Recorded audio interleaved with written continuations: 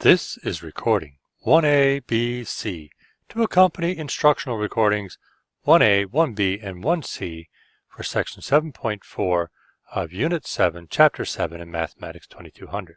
In the instructional recordings, we gave you the graph of a function or the equation of a function and asked you to sketch its reciprocal graph. In this review recording, we're going to reverse the process. We're going to give you the reciprocal graph. Now let's go backwards and find the original function graph. Example 1.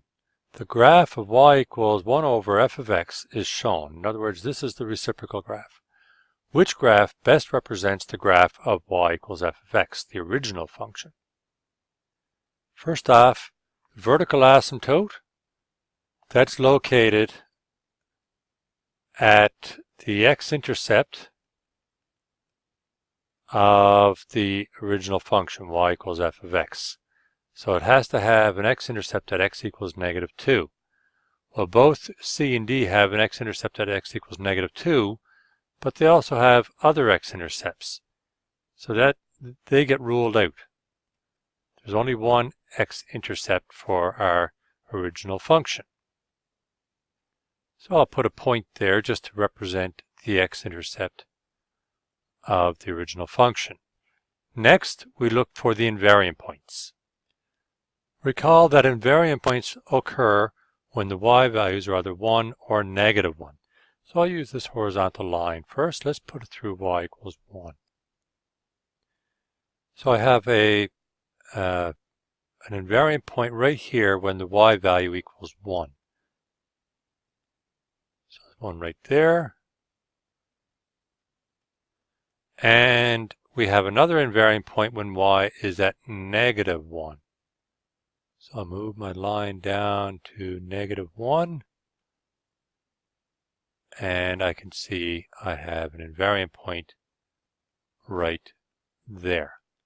I'll remove that horizontal line now. And I now have enough information to determine the graph of the original function. It has to go through all three of those points. It has to be linear since it only has one x-intercept. So my graph looks like that. My option here that is correct is B. And I've just fixed up my arrows here a little bit so that they're more visible in the notes. In example 2, we're once again the reciprocal function graph. Now we have to sketch the graph of y equals f of x, the original function. First of all, locate the vertical asymptotes. We have one at x equals -1. So we've got an x-intercept at -1, 0 for y equals f of x.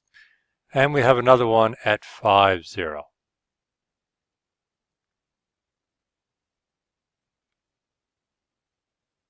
For y equals f of x.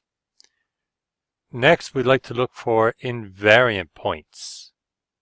So like before, I'll use a horizontal line and just move it first of all to y equals 1. And that looks about right there. So any place where that horizontal line intersects the reciprocal graph, that is an invariant point. So we have one right there, an invariant point, and we have one right there.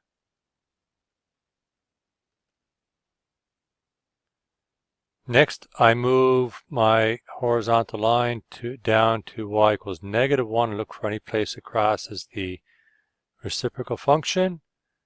And it appears to do so right here and right here. So we have two more invariant points. So I have an invariant point right there when y equals -1, and I have one right there. Hard to get all this detail on one graph like that. Okay, remove that horizontal line, And now I also have a point at 2 and negative 1/6. So the reciprocal point would be at 2 and negative 6. I've basically got enough points here now to confirm that this graph is going to be quadratic. So I've sketched one side through all the points that I have identified. I'll take note that on my reciprocal graph, the values of y are getting very small. And as we learned in our number sense recording, instructional recording 1A for this section, the reciprocal of small y values will give us large y values. So this graph will take off. I sketch in the left side through my invariant point, my x-intercept, my other invariant point. Take note again that my y values, as I get farther from the asymptote, the y values are getting smaller. So the reciprocals for the original graph will be large. In summary, if you're given the graph of a reciprocal function, you can sketch the graph of y equals f of x, the original function, by identifying the locations of vertical asymptotes to get the x-intercepts, identifying the locations of invariant points when the y value is 1 or negative 1, using end behavior to help determine end behavior for y equals f of x, and you can identify another point or two for accuracy. For example, the location of a vertex or a y-intercept. I'll go back and demonstrate the y-intercept here.